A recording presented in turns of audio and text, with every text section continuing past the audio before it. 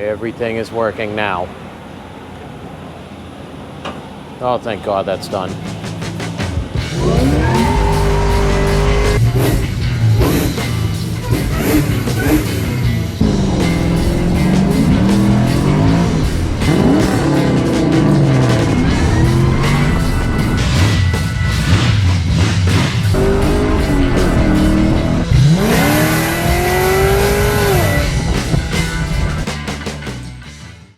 Good morning, guys and girls. So we're on the 69 Camaro, the RS Z28 Recreation. And I've done some tuning on the carb. I had to set the points because there was zero gap. It's still running very bag of shitish. So we have a carburetor specialist that we know who's going to take a look at that, because I am not afraid to admit when I don't know what I'm doing. I am fuel injection. I have limited experience on carbs, especially Hollies, but got it to idle good and everything, but it's got a major dead spot right off of idle anytime you punch it. So we're going to send it to our guy and have him take a look at that. But right now we're going to put this thing up in the air and we're going to take a look underneath, and I'll show you how clean this is underneath as it is on top.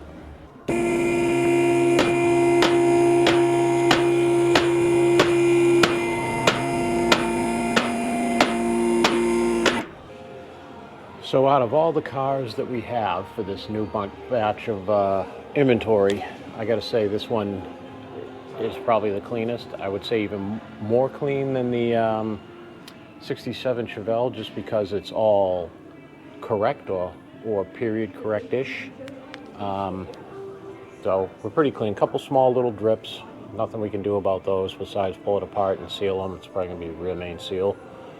This is the old rope style, but everything up in here is absolutely spotless. Whoever did this car did an amazing job. Like everything here, it's got the correct nuts and everything on the exhaust. For the most part, the correct color codes on everything. If you look, the exhaust is the correct factory style exhaust all the way back, with right into the factory style cross flow muffler, and it has the correct hangers throughout the whole exhaust. No muffler shop special, we welded a hanger into the floor. Everything is correct. But super clean car, like immaculately clean. Everything under here has been done or touched. All the bushings are fairly new. The isolator for the rear leaf is new. Everything. It's all done correctly. Beautiful pre-bent stainless lines, all new clamps, all new hardware. Just super, super nice car. Like done, like I said, top to bottom, beautifully done. I have to do, it's got the conversion already for the electric headlight doors. They're not working, and neither are my headlights, so I got to do some quick diag on those. But everything under here is just crazy clean. Even, I don't know if you can see up in there, probably not, but the exhaust manifold clamps are all correct and everything. But I'm going to do some more looking around, see what I can find. Also, unlike the brown one, it does have new body mounts, so those are great. But you can see some more of the correct fuel line all the way up in there and everything. Just thoroughly impressed. Whoever did it did a great job. They should be very proud of themselves. I like this car. So this is a 302 DZ motor. It's a DZ carburetor. But yeah, we've got about 24 inquiries into this car already of people wanting to know how much and wanting to know part numbers off of it, like the engine casting numbers and carburetor number and all that good stuff, because they really want this thing. Interior wise, it's pretty immaculate. Everything is here. Everything is working. It's all tight, it's not rattly, it's not falling apart or put in with machine screws or whatnot. It's all correct. Very, very nice. This houndstooth interior is beautiful. Love it. But yeah, so I'm going to go through a couple small things I've got. So I have, if you can see, the headlight switch is kind of iffy, which may be part of my problem up there, but I'm going to trace back and see, because all my parking lights are on, so my headlights should come on. Wipers work 2 speeds like they're supposed to. All the HVAC stuff works, so pretty awesome. I'm going to do some diag on these headlights though and see what I can find. Well, that seems to be one problem done. That was not fun. There was a crappy loose connection on the headlight switch itself, on the headlight circuit feed, but everything is working now.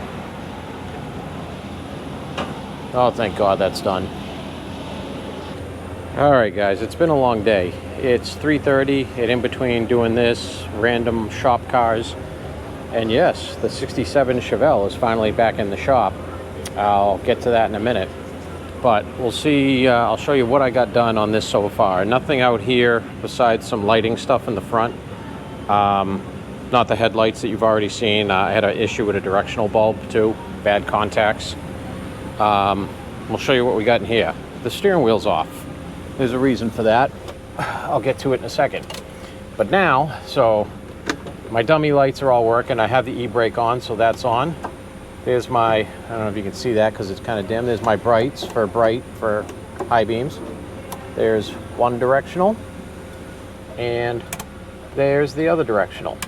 Now, I also figured out the hazards, and they are now working, but not right now because the flasher was absolutely junk, but I did swap the directional flasher over to there just to verify that everything is working, and it is.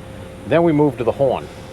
So my horn switch itself was working, and I was giving ground to the plate underneath here as I was testing it with my power probe. Then I started checking my wires at the main connector down here for the column, and everything was good there. And then I realized I have power down here, so that should bring me power all the way up into this section, the in-between section, like, so that would be this lower portion. And then when you press the horn, that contacts and gives it a ground path, but I did not have that. So I was like, I'm gonna pull the wheel and see. So see that right there, that I have power? That's my horn cam. That's supposed to come up and press against the bottom of this right here. So this mounts like that. And let me see if I can get you in here to see that properly. So you can see that little tab sticks through there. So that little tab on there reaches down and touches that. But that is supposed to be about a ½ inch longer, and it's spring loaded, so it goes up and down. So when this goes in, it presses down against it and it holds constant tension on it. That has grind marks on it. They cut that. I don't know why. Makes no sense. Boss Man thinks that he has, I know we have some down at the shop in Lakeville, so he's going to see if he's got some before we go and order one. Kind of bums me out because then I would have been done inside here. I think we would have been done totally with this one. This one is not getting a test drive, mainly because the carburetor needs to be worked majorly. But we also have a client that might buy it that wants it as is because he's run all the numbers and saw that is a DZ motor, is a DZ carb. He thinks it might be a matching car, but he's very interested in it for his collection. I guess he's got a sizable collection, so he wants it as is, and he's going to do whatever other little things need to be done to it because it'll be a cheaper price that way. So we'll see if he takes it. We're not 100% on that yet.